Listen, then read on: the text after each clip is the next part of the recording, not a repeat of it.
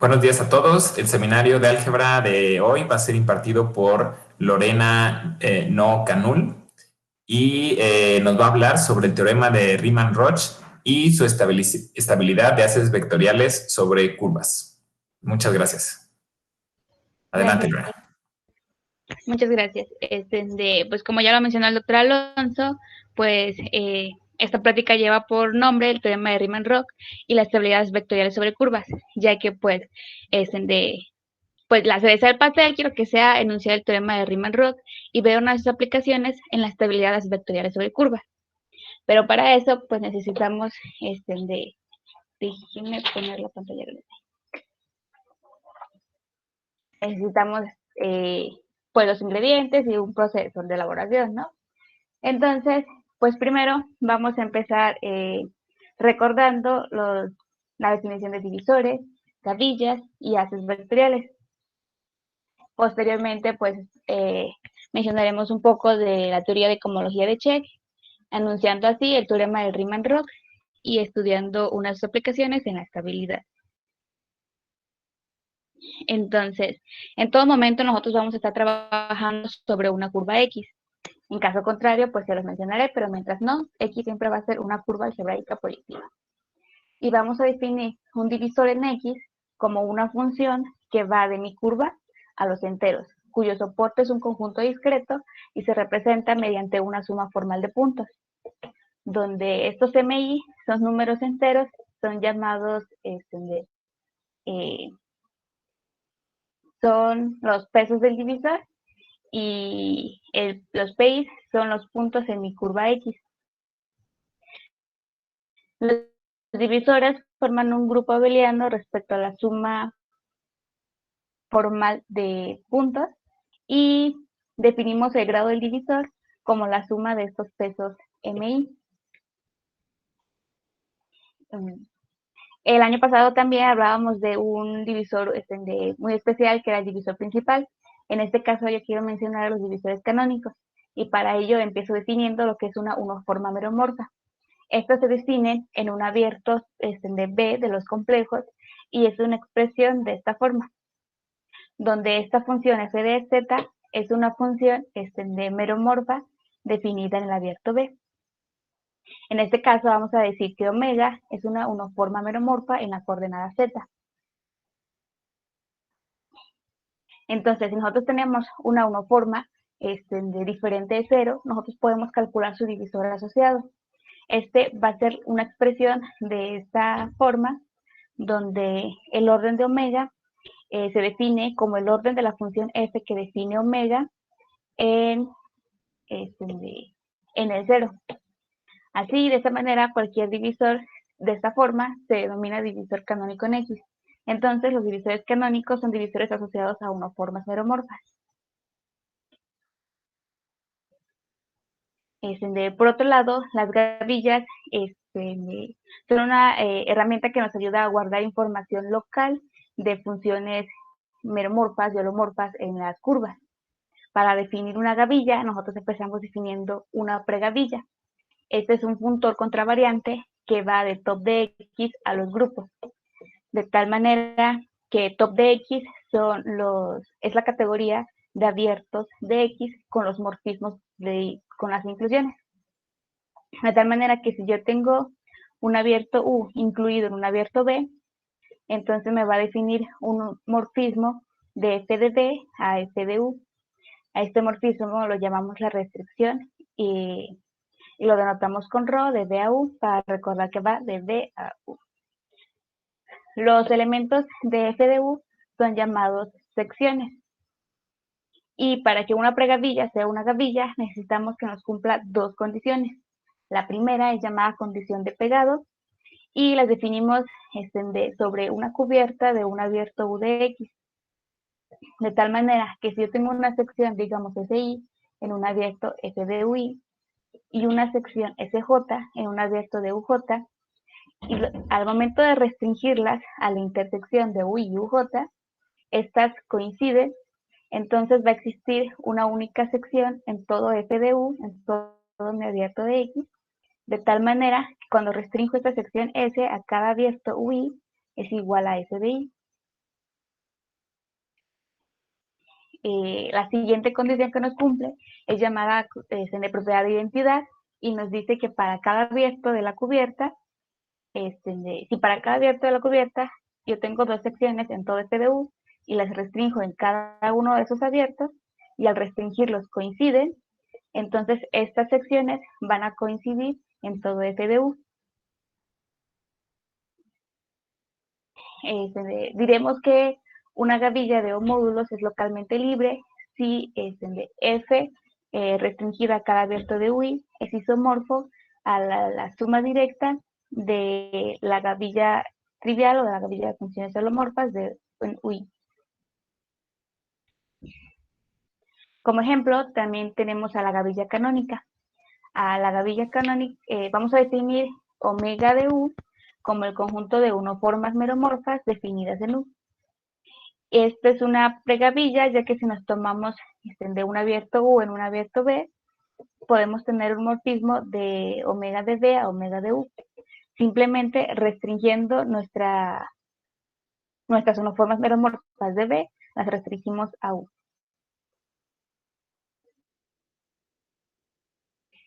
Y nos cumple ambas condiciones de gavilla, las de pegado y la de identidad. Entonces me agarro una sección en UI y una sección en UJ, si las restringo y coinciden, entonces existe una única unoforma omega en todo omega de U, tal que al restringirla es igual a omega de I. Y de igual manera, la identidad, si tenemos dos unoformas en omega de U y al restringirlas a cada abierto de UI coinciden, entonces nos dice que son iguales en todo omega de U.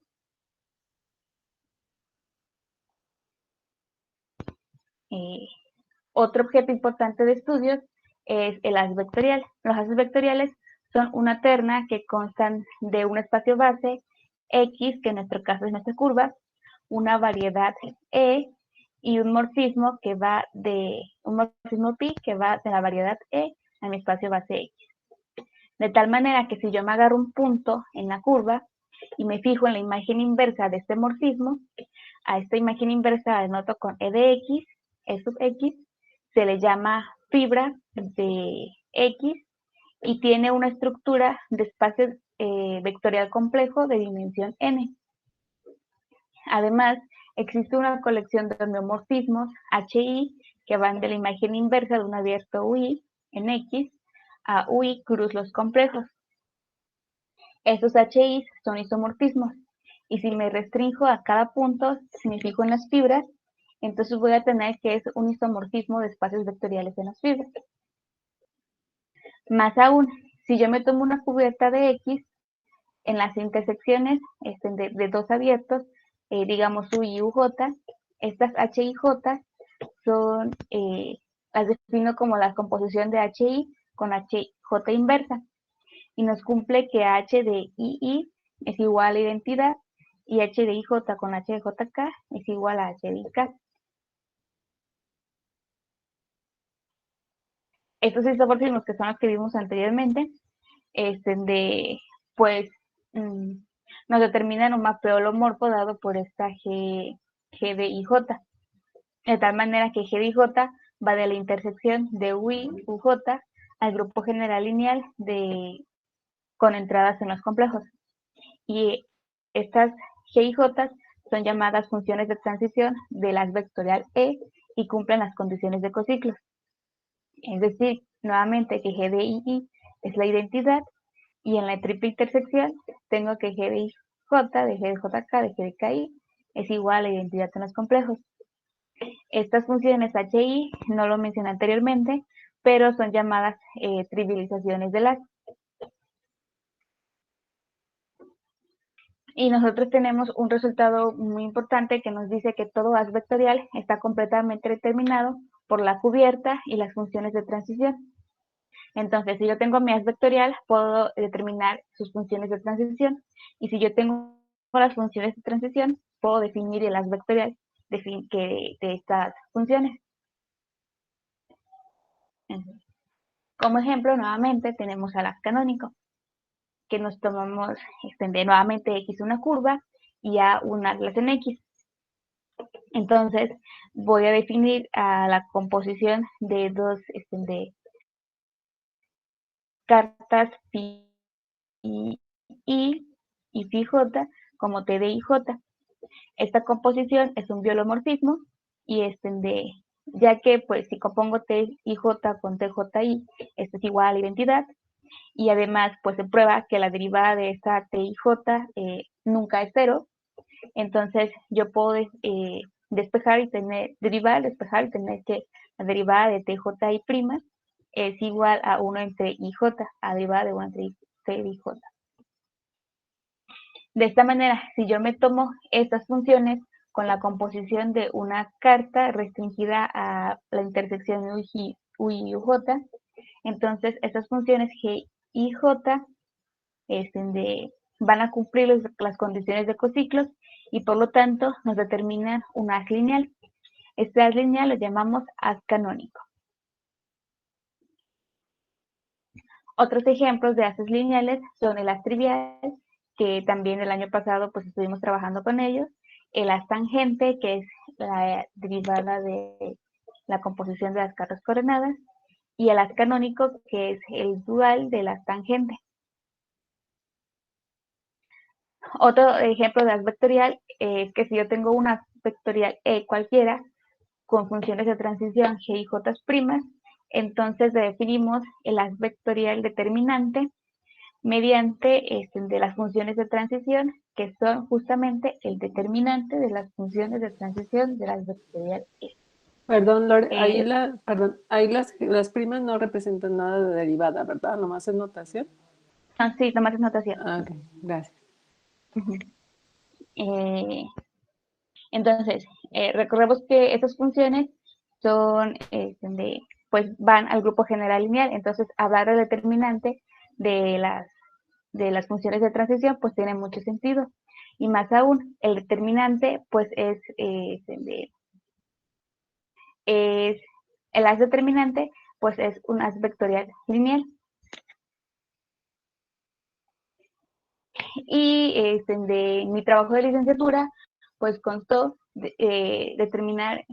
demostrar una equivalencia entre los divisores, las gavillas y los haces vectoriales lineales.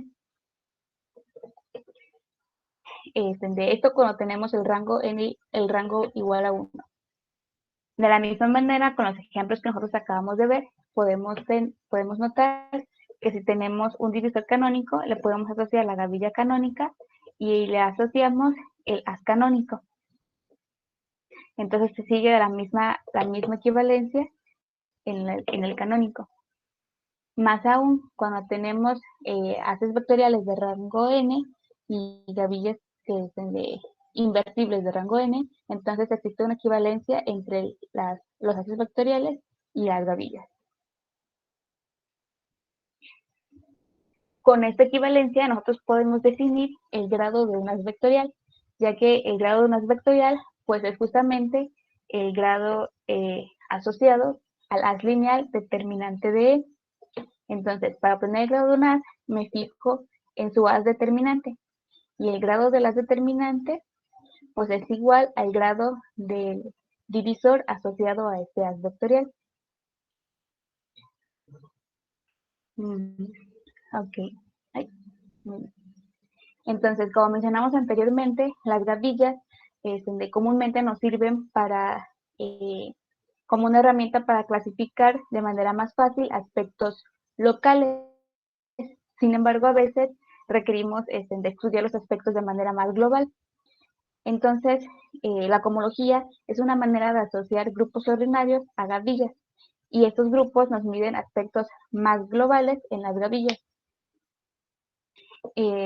La cohomología de Čech, pues es una teoría de cohomología que estudia propiedades de conjuntos y de conjuntos abiertos y de recubrimientos de un espacio topológico. Se debe su nombre al matemático Edward Čech y nos ayuda a determinar propiedades topológicas de las gavillas y de los haces vectoriales. Para esto, pues primero empezamos definiendo una n cocadena de Čech para una gavilla sobre una cubierta. Y va a ser una colección de secciones de la gavilla una por cada intersección de los elementos de la cubierta. A las n-cocadenas la vamos a denotar entre paréntesis para recordar que son una colección de secciones, y al espacio de n-cocadenas los denotamos con C, de Cn de la gavilla F sobre la cubierta U.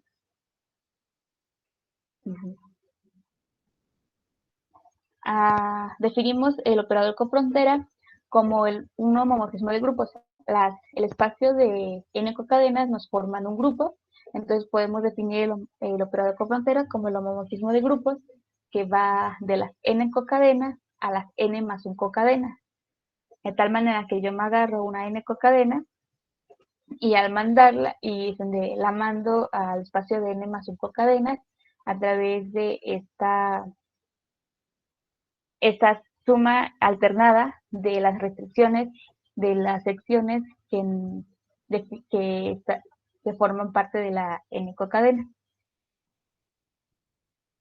Ahora, si yo llamo C a una n-cocadena y le aplico al operador cofrontera D y es igual a 0, entonces lo voy a llamar n-cociclo. Y al espacio de n-cociclos lo denoto con Z y es igual al kernel de D. Y si C pertenece a la imagen de D, si mi cocadena pertenece a la imagen de D, entonces es llamada n-cofrontera. Al espacio de n-cofronteras lo vamos a denotar con una B.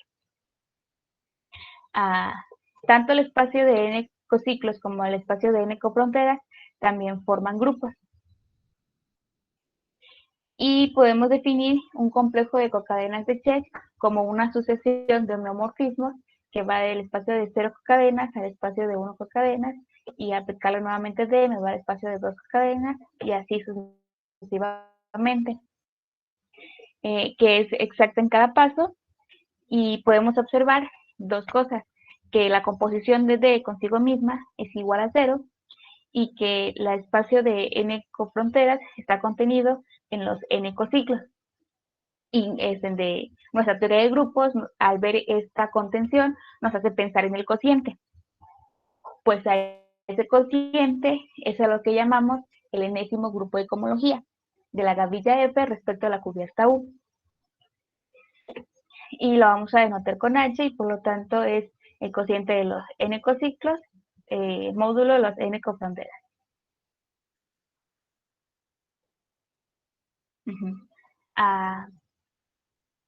Por la manera en la que definimos los grupos de cohomología, pareciera que dependen de la cubierta, de la cubierta U, pero en realidad se puede demostrar que no es así, simplemente fijándonos en los refinamientos.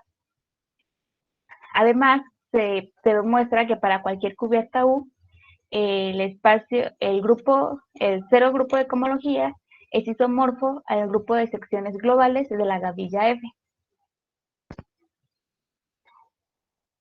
Y si nos tomamos el límite directo de todos estos grupos de cohomología, vamos a tener lo que definimos como el enésimo grupo de cohomología. Lo denotamos con H nuevamente de XF, aquí ya nos damos la cubierta, y es igual al límite directo de los grupos de cohomología. Es decir, el enésimo grupo de cohomología de Čech es igual a la unión disjunta de los grupos de cohomología módulo una relación de equivalencia. Esta relación de equivalencia está dada de la siguiente manera. Me voy a tomar un H1 en el grupo de cohomología definido por una cubierta 1 y un H2 en el grupo de cohomología definido de una cubierta de 2. Y vamos a decir que son equivalentes si existe una cubierta W, tal que W es un refinamiento de U1 y es un refinamiento de U2. De esta manera, entonces H1 coincide con H2 en el refinamiento. Y de la misma manera que antes, una proposición que tenemos es que el cero grupo de cohomología de Čech es isomorfo al grupo de secciones globales de la gavilla F. Okay.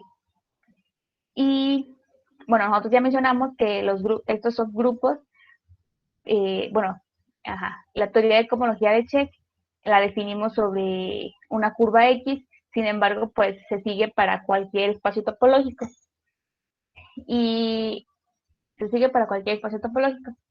Entonces se sigue para cualquier variedad y tenemos algunos resultados importantes. El primero es llamado el teorema de anulación de Serre y nos dice que si tenemos M una variedad de dimensión n y F un haz vectorial amplio, es decir, con muchas secciones, entonces el iésimo grupo de cohomología se anula cuando I es mayor a n. En particular, y el caso que a nosotros nos interesa, es que cuando X es una curva, entonces el iésimo grupo de cohomología se anula cuando I es mayor o igual a 2. Es decir, solo vamos a tener el cero grupo de cohomología y el primer grupo de cohomología. Perdón, Lorena, ahí hay un detalle en el teorema de anulamiento de Serre. No necesitas que sea un haz vectorial, puede ser una gavilla, y donde tienes el H1 de X, debe de decir H1 de M, ¿no? Así de M, sí, sí. Sí, ok. Gracias, Lorena. Gracias. Ok. Entonces, los grupos de cohomología son además espacios vectoriales. Y como espacios vectoriales, nosotros podemos hablar de su dimensión. Y esta dimensión está relacionada a través de un número que se conoce como característica de Euler. A la característica de Euler la denotamos con chi y es igual a la suma alternada de las dimensiones de los grupos de cohomología. Entonces, de que va de I igual a 0 hasta la dimensión de X.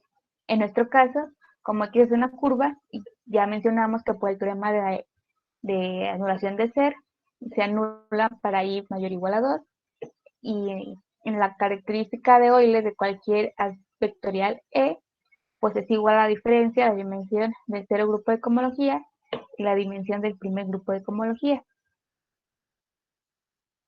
Y por ejemplo, si tenemos que esta es una superficie, entonces los grupos de cohomología se anulan cuando I es mayor o igual a 3.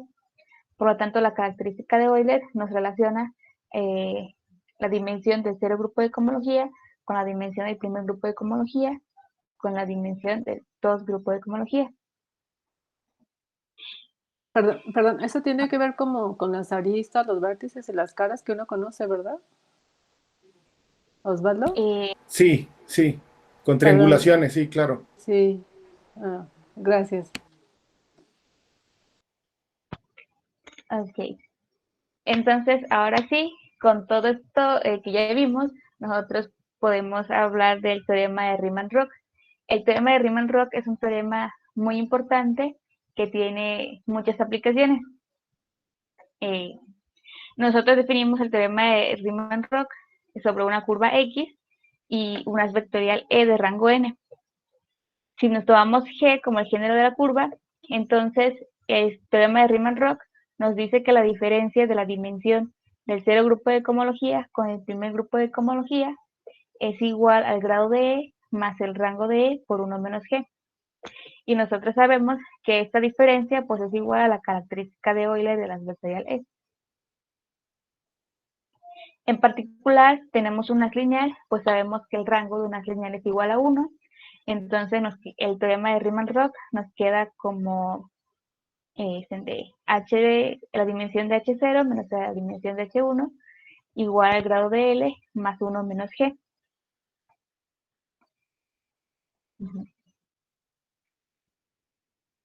Y como ya mencionamos, pues tiene muchas aplicaciones este teorema. Uno de ellos es uno de ellos se muestra en el siguiente ejemplo, que nos dice que tenemos X una curva de género 1 y L un haz lineal. Si suponemos que el grado de este haz es igual a 5, entonces, despejando de la fórmula del teorema de Riemann-Roch la dimensión del cero grupo de cohomología, nos va a quedar el grado de L, que es 5, más de la dimensión del primer grupo de cohomología, ya que el género es 1 y esta parte de aquí se anula. Y como la dimensión pues, es un número positivo, entonces la dimensión del cero grupo de cohomología pues, es mayor o igual a 5.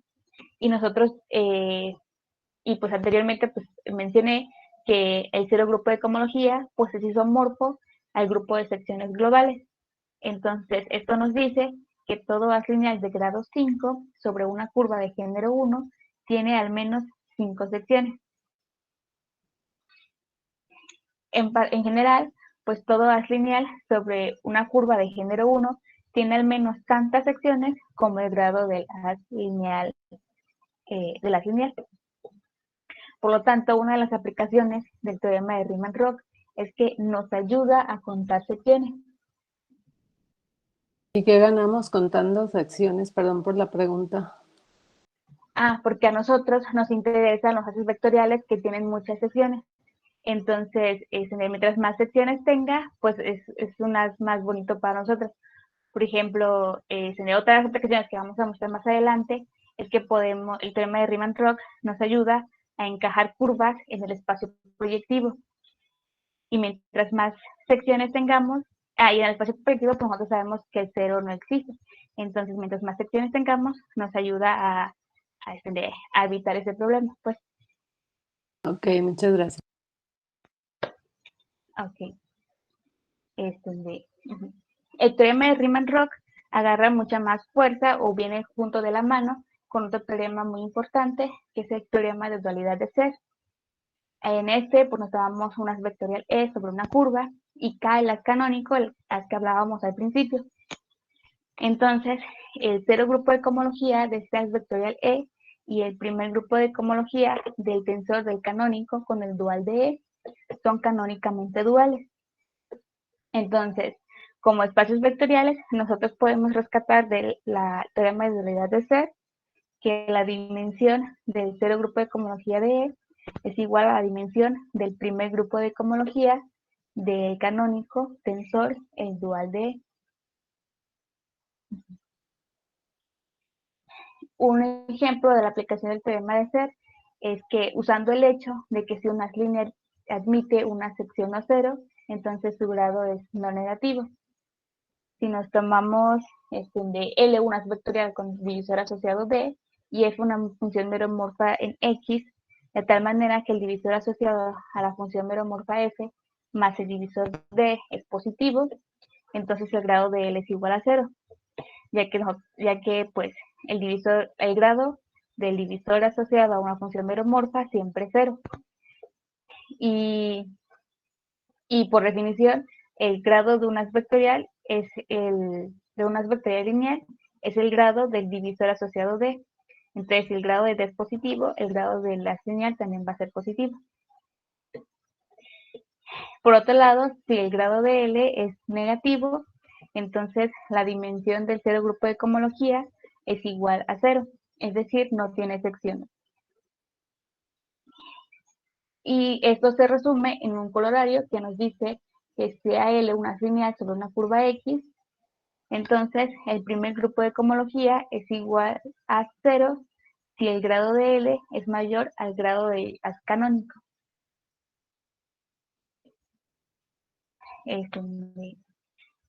Además, si nos tomamos ahora L como el haz trivial, entonces por el teorema de dualidad, vamos a regresar al teorema, nosotros tenemos que, sustituyendo E como el haz trivial, voy a tener que esto es H0 del haz trivial, y aquí voy a tener K, producto tensorial con el haz trivial, pero sabemos que cualquier haz vectorial con el producto tensorial con el haz trivial es igual al mismo haz, entonces me va a quedar H1 de K. Y de esta manera, pues voy a tener que, como la dimensión de... como la trivial solo tiene una sección, que es justamente la identidad, entonces la dimensión es igual a 1. Y por lo tanto, del teorema de dualidad de Serre, voy a tener que la dimensión del primer grupo de cohomología de K también es igual a 1. Siguiendo los mismos pasos que antes, si me tomo ahora mi haz igual a K, entonces la dimensión del cero grupo de cohomología de K es igual al género de la superficie, y por lo tanto el teorema de dualidad se sigue que también va a ser igual al género del primer grupo de cohomología de las triviales. Y usando el teorema de Riemann-Roch, pues le sustituimos y tenemos que H0 de K es igual a G, H1 de K es igual a 1. Entonces, despejando el grado de K, nos queda que el grado de K es igual a 2G menos 2. Esto nos dice que si el grado de L es mayor a 2G menos 2, entonces el primer grupo de cohomología es igual a 0.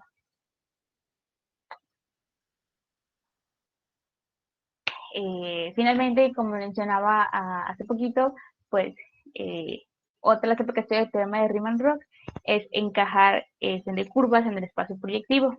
Entonces, si tenemos una curva compleja, X va a ser isomorfo a una curva en el espacio proyectivo. La demostración de esta proposición pues es un poco extensa, así que vamos a resumirla. Primero nos tomamos L, un haz lineal, y como sabemos que los grupos de cohomología también son espacios vectoriales, podemos tomarnos un conjunto de secciones como una base del cero grupo de cohomología. Y definimos un mapeo holomorfo que va de X al espacio proyectivo, de tal manera que si yo me tomo un punto P, entonces este lo manda a la evaluación de las secciones en el punto P. Es un mapeo localmente holomorfo, pero se puede extender a un mapeo global. En otras palabras, pues el espacio proyectivo es el espacio vectorial de formas lineales en el cero grupo de cohomología. Y a cada punto en X le asociamos el espacio unidimensional de secciones que se anulan en ese punto. Ok, ahora si nos tomamos de dos puntos X y Y en X y notemos que la dimensión del cero grupo de cohomología es mayor o igual al grado de L más 1 menos G, esto por el teorema de Riemann-Roch. De la misma manera, la dimensión del cero grupo de cohomología de L, de los grupos de secciones que se anulan en X, pues es mayor o igual al grado de L menos G. Y la dimensión del espacio de secciones que se anulan en X y se anulan en Y es mayor que el grado de L menos 1 menos G. De esta manera se sigue que para cualesquiera dos puntos en X existe al menos una sección que se anula en X, pero no se anula en Y. Por lo tanto, esto nos dice que el mapeo que definimos aquí es un mapeo inyectivo. Y finalmente, si nos tomamos Y igual a X, se demuestra que el diferencial del mapeo en X es también inyectivo, lo cual demuestra el resultado y nos dice que tenemos un encaje de las curvas a las curvas en el espacio proyectivo. Este procedimiento se puede generalizar a variedades de dimensiones más grandes. Y si una variedad compacta admite un haz lineal amplio, entonces la variedad es en realidad una variedad algebraica proyectiva. Perdón, Lorena, Sí. perdón, Lorena, pero eso responde un poco la pregunta que te hacía la doctora Paz, ¿no? ¿Para qué quiero tener unas con secciones? Entonces, la lámina anterior te decía, la anterior, esa, que si tienes n secciones, por ejemplo, entonces la curva la puedes, ¿qué? Encajar en proyectivo. Entonces, por eso contar secciones de repente se vuelve importante porque te dice que puedes realizar objetos como variedades proyectivas, ¿no? Ok, muchas gracias. Gracias, doctor. Ok, ahora, como matemáticos, pues nosotros lo que hacemos es siempre estar clasificando cosas, ¿no? Clasificamos conjuntos, clasificamos espacios topológicos, clasificamos de haces vectoriales, y una manera de clasificarlos es a través de su estabilidad. El concepto de haz vectorial estable fue el concepto de haz vectorial estable pues fue dado por David Mumford en 1969. Y para definirlo, primero vamos a definir la inclinación de un haz vectorial mediante el cociente del grado de E entre el rango de E. Lo vamos a denotar con mu, y esta va a ser la inclinación del haz vectorial E. Ok. Pregunta, perdón, ¿esto no tiene que ver con el número de Milnor? ¿O no conocen? No sé. Ah, es que me suena, pero bueno, ya debes, como que hay algo ahí. Está bien, perdón. Gracias. Entonces, vamos a definir un haz vectorial semiestable en el sentido de Mumford-Takemoto, o mu semiestable si para todo sub-haz de E la inclinación de F es menor o igual a la inclinación de E. Y vamos a decir que es mu estable si se cumple la desigualdad estricta. Posteriormente a que Mumford diera su definición de haz vectorial estable, pues de David Heisecker, al momento de trabajar con espacios más generales, se da cuenta que pues es como que insuficiente, por así decirlo, la definición que dio de Mumford. Entonces él propone otra que para eso se definen los polinomios de Hilbert. Vamos a definir un polinomio de Hilbert con L, una gavilla inversible amplia, y definimos el polinomio de Hilbert de una gavilla F respecto a esta gavilla L como el polinomio que a cada entero M la asocia la característica de Euler de la gavilla F tensor la gavilla L a la M. Notemos que este pues es un polinomio en la variable M de grado a lo más la dimensión de X, y se puede, denotamos con P mayúscula, y se escribe de la siguiente manera, donde la dimensión de la gavilla es igual a la dimensión del soporte de la gavilla, y los alfa i son números racionales. Más aún, si nosotros agarramos el polinomio de Hilbert y lo dividimos entre su coeficiente principal, tenemos lo que se conoce como el polinomio reducido de la gavilla. Perdón, otra Lo vamos a preguntita. denotar. Perdón. ¿La dimensión del soporte a qué te refieres? ¿Como variedad o como curva? Por el momento como curva. Lo que pasa es que si la gavilla está definida sobre una curva, entonces te fijas, por ejemplo, vamos a pensar la gavilla como un haz vectorial.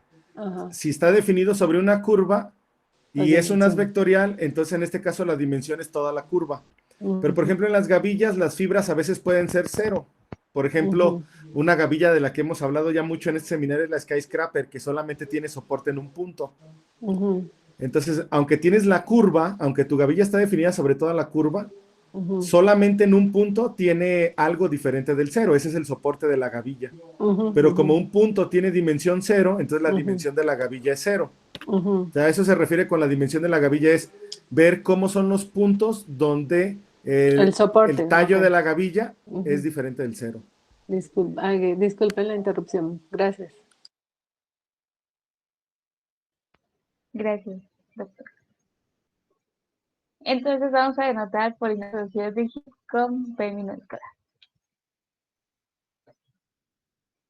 Y vamos a decir que un haz vectorial es G estable o semiestable en el sentido de Heisecker si para cualquier sub-haz se cumple que el polinomio reducido de Hilbert es menor o igual al polinomio reducido de Hilbert de E. Y vamos a decir que es G estable si se cumple la desigualdad estricta. Entonces, una observación que nosotros tenemos es que sobre las curvas, cuando trabajamos en espacios de dimensión 1, la definición de estabilidad en el sentido de Heisecker coincide con la definición de estabilidad en el sentido de Mumford-Takemoto. Entonces, un haz vectorial es G estable si solo si es mu estable. Para eso, primero vamos a ver, primero obtengamos el polinomio de Hilbert en una curva. Nos tomamos de E un haz vectorial de rango n y grado d, y por definición L pues es un haz lineal de grado 1. Entonces, como es un haz lineal de grado 1, el grado de las L tensorizado con el mismo m veces es igual a m. Y por definición, el polinomio de Hilbert es igual a la característica de Euler de E tensor LM. Y nosotros sabemos, por definición de la característica de Euler, que esto es igual a la dimensión del cero grupo de cohomología menos la dimensión del primer grupo de cohomología. Y por el teorema de Riemann-Roch, pues esto es igual al grado de el haz E tensor L más el rango de E tensor L por 1 menos G. Entonces, ya que pues este haz vectorial es de rango 1 y grado m, y entonces el grado del producto tensorial pues es igual al grado del primero por el rango del segundo más el grado del segundo por el rango del primero. Sustituyendo, pues tenemos que este grado es igual a d más mn. Y nuevamente, sustituyendo en la fórmula anterior, pues vamos a tener que el polinomio de Hilbert es igual a d más nm más el rango del producto tensorial por 1 menos g. Y al final, pues nos queda de esta manera. Más aún, si nosotros dividimos entre el coeficiente principal, que en este caso es n, entonces vamos a tener el polinomio reducido de Hilbert de esta manera. Y por definición, si yo me tomo f un sub ace y obtengo los polinomios de Hilbert de esos haces vectoriales, por definición de la G estabilidad, pues es G estable si se cumple la desigualdad entre los polinomios de Hilbert. Que si lo sustituimos, pues vamos a tener que la parte de aquí, el 1 menos G más M, pues se anula con esta parte de acá. Y por lo tanto nos dice que es G estable si el grado de F entre el rango de F es menor al grado de E entre el rango de E. Esto es justamente la definición de la inclinación de los haces vectoriales y por lo tanto es justamente la definición de la muestabilidad. Por lo tanto es G estable si es mu estable. Y conversamente podemos partir de la muestabilidad y llegar a la G estabilidad. Por lo tanto tenemos que sobre las curvas los haces vectoriales son G estables si solo si son de mu estables. Ahora, el proyecto de tesis que estoy trabajando con el doctor Osvaldo Mata, nosotros queremos estudiar qué es lo que pasa cuando la dimensión es igual a 2. Ya no trabajamos sobre curvas, sino qué pasa cuando estamos trabajando sobre superficies. Queremos saber qué es lo que pasa con la equivalencia entre divisores, gavillas y haces vectoriales. Pues esta equivalencia se va a seguir de manera muy similar, nada más que aquí lo que nos va a cambiar es la definición de divisor. Nosotros al principio veíamos que los divisores son sumas formales de puntos, pero cuando nos pasamos a superficies, entonces vamos a tener que los divisores son sumas formales de curvas. Entonces, queremos lograr entender por completo a los divisores y ver cómo se va a relacionar con las gavillas y los haces vectoriales. Queremos estudiar cómo es la cohomología de gavillas. La cohomología de gavillas, pues se sigue, nosotros lo definimos ahorita sobre curvas, pero se sigue en general para cualquier espacio topológico. Entonces, se respeta de la misma manera. También nos gustaría saber cómo son los teoremas de Riemann-Roch y de dualidad de ser, ya que el teorema de Riemann-Roch y el teorema de dualidad de ser, pues relaciona el cero grupo de cohomología y el primer grupo de cohomología.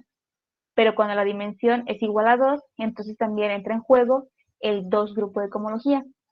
Entonces, eso nos va a alterar un poco los teoremas o no los deja iguales, ¿no? Esa es una de las cuestiones que queremos resolver. y saber qué es lo que pasa con la estabilidad. Nosotros ya vimos que cuando trabajamos sobre curvas, pues una implica la otra. Queremos ver si en las superficies pues se sigue esas mismas implicaciones, o si hay una más fuerte que la otra, una implica la otra, o qué relaciones podemos obtener entre ellas. Y pues esas son las referencias que utilicé para realizar esta charla. Gracias.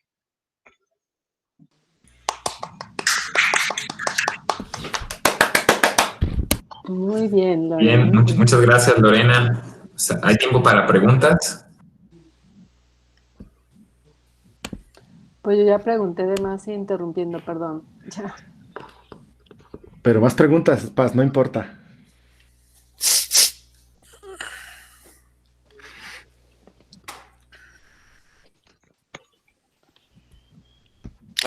¿Yo puedo preguntar algo?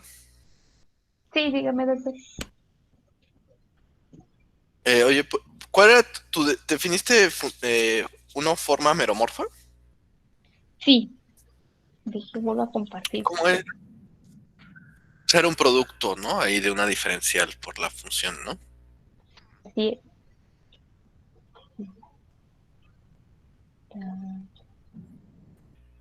Ahí.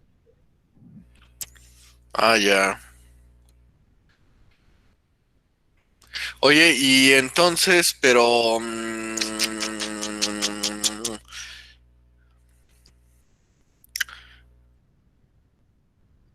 ¿cómo la defino en términos de polos? Porque esta cosa tiene que tener polos, ¿no? Eh, mm, Sí, no ¿no? había preguntado. Las unoformas, sí, me imagino que son los polos y los ceros que están asociados a la función F. Que me corrija Que- el doctor Mata si digo Es algo que la mal. F que ves Sí, ahí... esos son.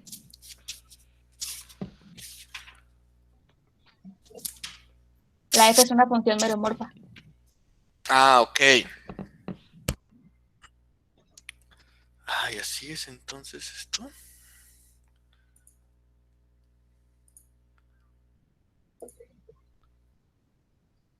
Ok. Ok. Es que yo había visto... Bueno, ha de ser lo mismo. O sea, estas son secciones de un as, ¿verdad? Sí. ¿De qué as? ¿Del as cotangente o de...? No escuché nada, perdón.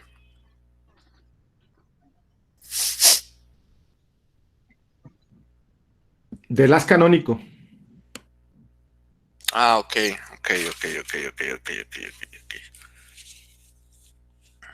Ya. El as tangente tiene la dimensión del espacio base. En este caso, como estamos en curva, va a tener dimensión 1. Sí, Y te tomas el cotangente, o sea, el dual, y exacto. también va a tener dimensión 1 y coinciden. Ajá. Pero precisamente son de las diferencias que vamos a encontrar después en superficie, porque en superficie el Ya no tangente tiene tienes dimensión dimensión 2, 1. Ajá, exacto. el cotangente tiene dimensión 2. Entonces, ¿quién es el canónico? Porque el canónico tiene que ser un as lineal, pues resulta Sí, ser el determinante del cotangente. ya. Eh, Sí. Sí, ya. Bueno, y estas son secciones de SEAS, ¿no? Justamente. Sí. Ok. otra pregunta. Ah, perdón. A lo mejor Ángel quiere seguir preguntando. Es que tenía otra cosa, pero ya se me fue. Ah, ok. La tenía que apuntar, espérame. Pero ya no la encuentro, la neta. Mientras la encuentras, a ver, una preguntita. En la página 29, Ah, ya me Lore. acordé del Ah, polinomio perdón. de No, Hilbert. espérate, ya Oye, empezó. ¿cómo definiste el polinomio de Hilbert? O sea, el normal, luego el reducido, ¿no? Sí. Se define como la característica de Euler asociado al tensor de la gavilla F con una gavilla Con una amplia. vida amplia, ¿verdad?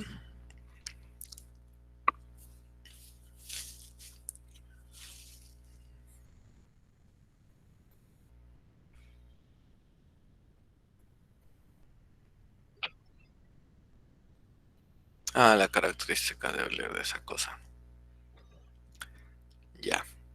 Sí, ahí aprovechando que Lorena está en esa lámina, por ejemplo, cuando F es un as vectorial, la dimensión de F coincide con la dimensión del espacio base. Entonces, en el caso de curvas, por eso solamente te queda un polinomio de grado 1.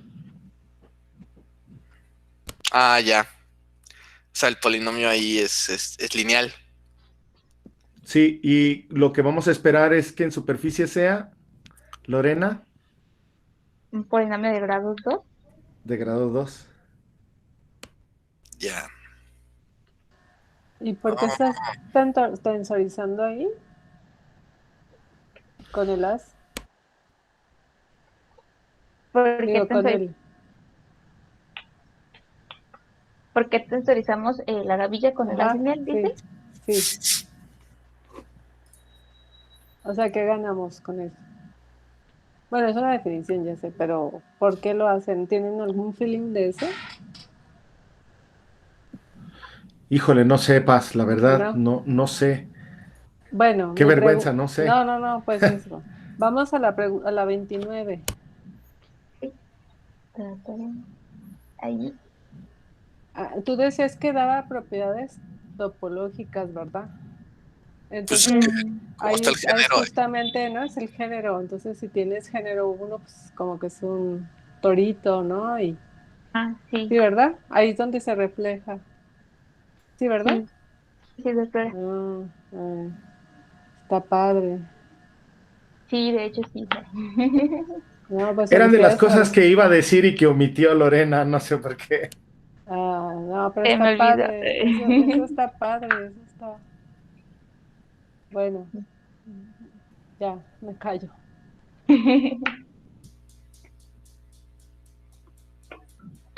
¿Alguien más? Bueno, pues muchas gracias. Si no hay más preguntas, agradecemos de nuevo a Lorena. Muchas gracias. Gracias. Está padre. Y, Sí. sí, muy bien. Y pues nos vemos el próximo viernes. Muchas Muy bien. gracias, Alonso. Gracias. Hasta luego. Gracias, Alonso. Gracias, Lorena. Hasta luego. Gracias, Lore. Gracias a todos. Gracias a ustedes. Bye. Hasta luego. Bye. Gracias.